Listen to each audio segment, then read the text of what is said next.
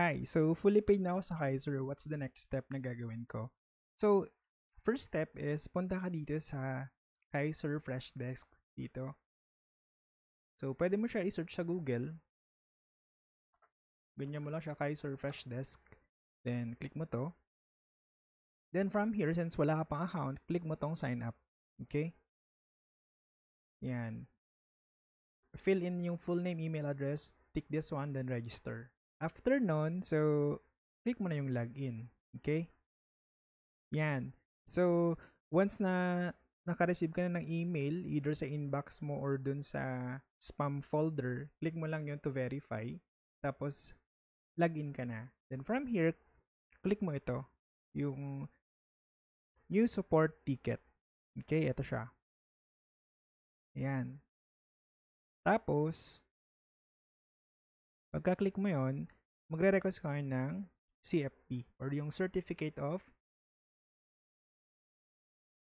Full Payment dito. Okay, ito siya. Tapos, yan. And then, fill in yung mga details na kailangan, tong policy, mobile number, etc.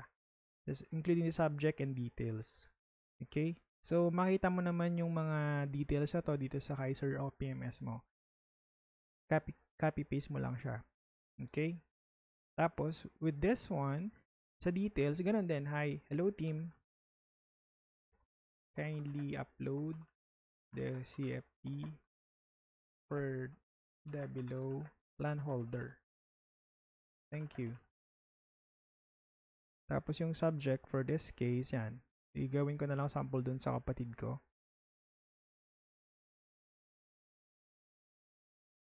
For illustration purposes. Pero ito kasi meron na siyang CFP. Ito, yung Certificate of Full Payment kapag nakapag-request ka na. Okay? Usually around, I think, mga 30 days to 45 days. Okay? Yan. Fill upan mo lang siya dito. If hindi mo alam yung name of agent, blank mo lang siya or dash. Same with the mobile number. If hindi mo tanda. Then, policy number ito. Tapos, mag-create ka na. And then, the next step is, fill up ka ng Visa card naman. So, this is the form for the Visa card. Just fill in these details, tapos mag-provide ka ng at least 1 valid ID, 1 to 2 valid ID. Okay? Para mag-create ka rin ng ticket basically. So, paano mag-create ng ticket? Ganun din. Papalitan mo lang to. Itong for the concern. So, ito siya. Kaiser Visa card.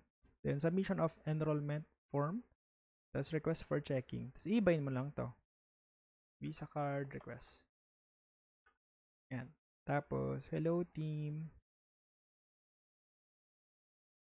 Kindly provide Visa card for the below plan holder.